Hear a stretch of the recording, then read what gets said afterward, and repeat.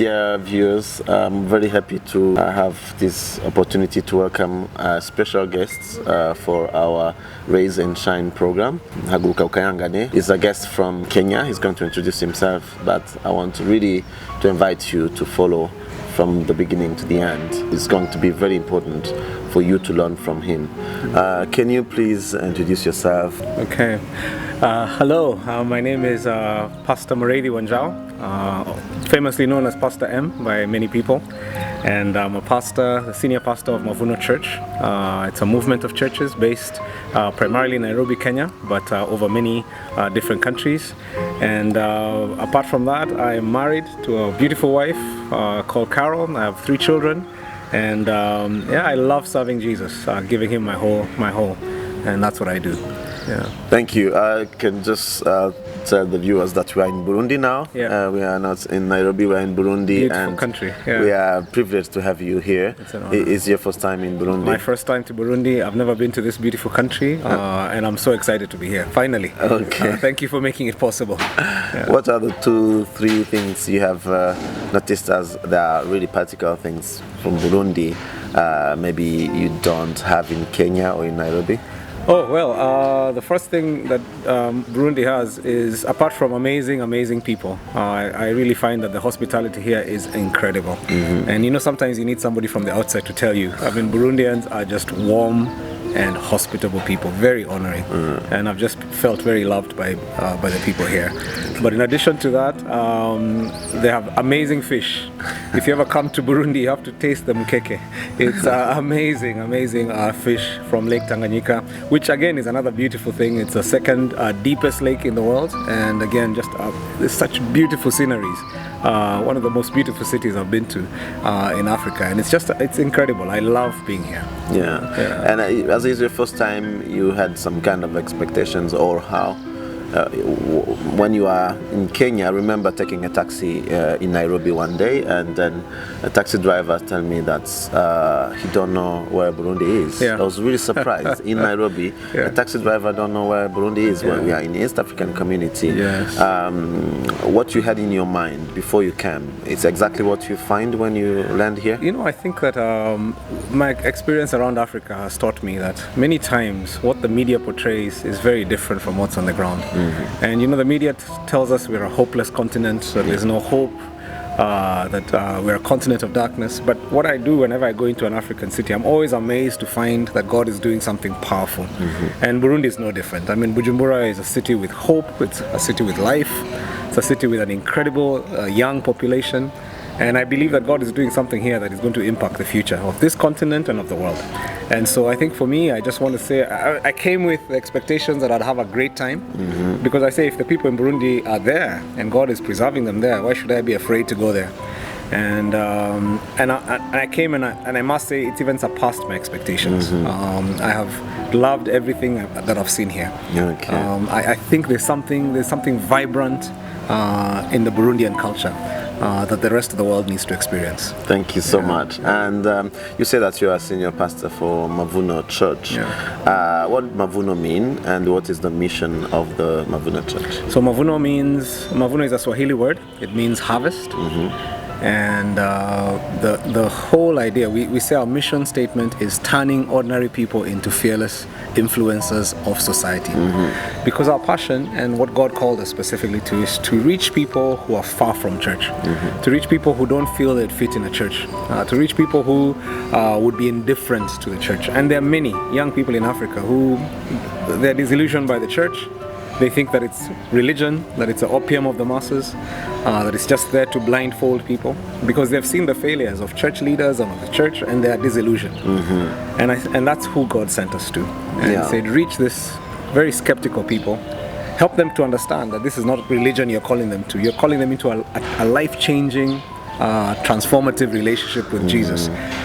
And then help them to discover their purpose, because when you know your purpose, then you can become a world changer. Wow. And so we're in the business of helping people discover their world-changing purpose, because you see, as Africans, we don't realize that our country is so beautiful. We're on the richest continent in the world, and we have so many resources. Other people from outside come to exploit our resources, but there's a sort of mental colonialism that we have been given that we almost despise what we have and wish we had something that other people had. And I believe the work of the gospel is to emancipate our mental colonialism and to free us, because the Bible says he who the Son sets free is free indeed. And so I think it's not just a spiritual freedom, it's also a mental freedom, it's a political freedom, it's a freedom to understand who you are and the fact that you can make a difference. And so that's something we're really passionate about. Yeah, and you talk about influence, and somehow when we see the churches and in our countries, it's a place where people go and just try to talk to God and pray and just close themselves there, and they don't have an impact outside. Yes. Do you think the church have the authority and the power to have influence in the community and bring a change? Absolutely, and I think that's a problem. I think we've received half a gospel, because the gospel, Jesus was not somebody who just sat and prayed in the temple the whole day. In fact, most of the time he was not in the temple. Most of the time he was out there making a difference. He was actually a social reformer, and he confronted the power structures of his day. And as a result, actually, that's why he was even killed, because he was so dangerous to the authorities around him. And I believe this is actually the role of the church, is actually to confront the injustice, to participate in uplifting the poor, to participate in bringing positive change to the city. Because when Jesus came, it was good news. In fact, the interesting thing is when Jesus walked into a city, all people rushed to him. Tax collectors, prostitutes, I mean, everybody rushed to him because it was good news. Unfortunately, many times when people see Christians, they rush away because they think it's just people after their money, because people have not understood that Jesus' gospel was the gospel of the kingdom. And the gospel of the kingdom means that wherever Jesus went, he was able to bring God's order and God's rule into that place. And that's what the work of the church is. So part of what we need to do as young leaders in the church is to help young people in our continent to begin to understand that the gospel is actually a tool for freedom. It is actually what sets us free so we can live the purpose we were created for, which is to change our generation and to change our continent. When you talk about the kingdom, just remind me when Jesus asked his disciples to pray and to ask God that to bring his kingdom here on earth.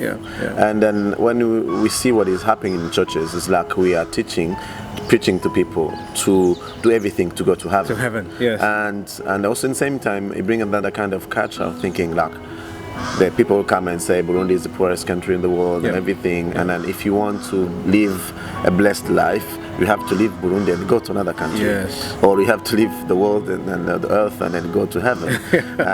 What do you think in terms of bringing the kingdom and the will of God where you are? Do you think it's still possible, like, for a country like Burundi to bring really the principles of the kingdom and really bring the reign of God in this continent? Absolutely. I mean, when you travel to Europe, when you travel to the US, those countries were backwater, undeveloped places of poverty not a long time ago. I mean, you go to the US and in the 40s, people were in the Depression. They were living in little tiny houses, very poor, just like we are. And something began to happen. You know, I believe that many people just began to understand that nobody will change this for you, that you're the one who changes it for yourself. I feel like we as Africans feel like we want to go to other places where people have bled and died to bring development to their people, as opposed to bleeding for our own development and our children's development. I mean, I lived in one of those countries for a while, even was doing ministry there. I was in the US for about 6 years, did ministry there, even helped start a church. And yet God had told me clearly, this is your place, you know. And so I remember just leaving and telling the church there, I need to go back to Kenya, where I'm from, because nobody will build my country for me. This country has already been built by its people. And people thought, you must be mad. You know, this was years ago, and I mean, Kenya was not the place anybody wanted to go to. But I felt, if I don't go, who will? And so I remember they prayed for me. In fact, people were crying because they thought me and my wife are going to our death or something, you know. But we came back, and that was around the year 2000. And because of being back, we were able to bring back home the things that were gained and to be able to bless our nation. And I feel like this is the role of every young African. You know, we need to develop our content. We can be the generation that changes Africa. And I believe that Africa, in our time, will stop being known as a continent of darkness and will become the continent of light. Because I see darkness everywhere I go. In Europe, I see darkness in the US, and yet I see God doing something powerful in Africa that will actually become a blessing to these nations. And so this is our time. I think that's what I'd say to the young Burundians. I'd say, this is your country, this is your time. God doesn't look for big, powerful nations to do things with, because he's powerful already. I think you're the one who even taught me that. You know, God is already powerful enough. He doesn't need to work with big countries. Because he's powerful, he can take the smallest. Actually, he delights in taking the least likely. Israel was the least likely nation in its time, and he worked with it because then when they succeed, everybody will point to God, not to them. And I believe if I was Burundian, this is my place because this is where God will work to change Africa from. And that's the kind of God we serve. Thank you so much. It's very encouraging and also confirming what we know for a long time, that God have a plan for this country, and then also going to be a blessing to many countries in Africa and in the world. You came to be as one of the speakers in Days of Victory conference for the Oasis Christian Center Church. I want to, when you came and start to minister and also to have opportunity to teach in conference morning time, like with some young people, what really you have received from God, which can bring hope for this country and nation? What really is a key message you have bring to the Burundians? I believe that the thing that I'm so passionate about is, as I've prayed, as people in our church have prayed about Burundi, the consistent word we get is that God is going to do something from this nation. And that this is one of the nations that God is passionate about. And he wants to turn things around in this nation for his glory. Amen. And so I'm very excited. I mean, to see all those young people at Oasis Christian Center who are passionate, who love their nation. We talked about what the gospel of the kingdom means, that actually God has given them the keys to the kingdom, and they just need to understand their keys, because every one of us is a world changer. And just to begin to see that as the young people get liberated here to think for themselves. I mean, one of the things that I love about Oasis is that you're not doing things traditionally. You know, you're reaching people where they are, and then beginning to change how they think. You're transforming the people's mindset. And the ministry called New Generation here, that is just, I'm in love with what you guys are doing. We want to copy some of that because I feel like what you're doing is transforming mindsets. And when people's minds are transformed and renewed, then they begin to understand God's will for their lives. And I think that's what I've seen in this place. And so I'm encouraged. I want to partner with what God is doing here. And I believe that, my goodness, in the next few years, we're going to start to see some amazing things coming from this nation. Thank you so much. And then also, I can come back quickly. When you go to do a research on Google about MAVUNO Church, you see something called Mizizi. And then I think there is something connect to a reality in this country where there is there's people don't like to have a foundation, strong foundation. They keep changing and moving, but I think it's something connected to that. Why have you chosen that tool to be one of the key tools you use in your church? I think one of the things we say to people is we say you need to understand that God created you for a specific purpose. You're not just a random accident. You're not just a collection of cells that happen to occur. That you actually exist because God created your purpose before you existed. Ephesians 2:10 says that, you know, before even you were created, God had already created your purpose. And so one of the things we say is you must discover your purpose. You owe it to yourself. It was one of the writers called Mark Twain who said that the two most important days of a person's life are the day you're born and the day you discover why. And we say to people, you must discover why you were born. And this is what Mizizi is about. It's a tool to help you discover why you were born.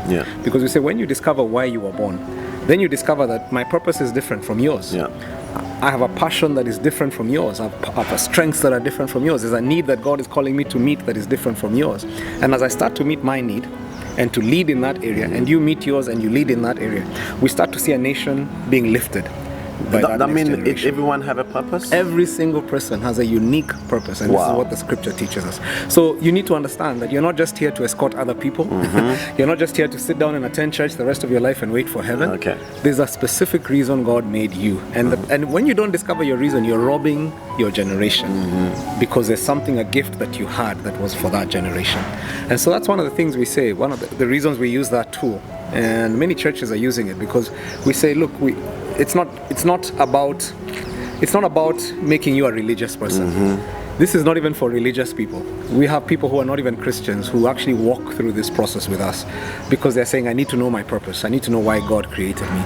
And when, as we begin to understand that, we lay the foundation, because that's the first foundation. Understand, connecting with your God and connecting with a purpose. And then connecting with a community of purpose. Those are the three things Mzizi does. And then once you do that, then we launch you out and you begin to lead the initiative that you're created to lead.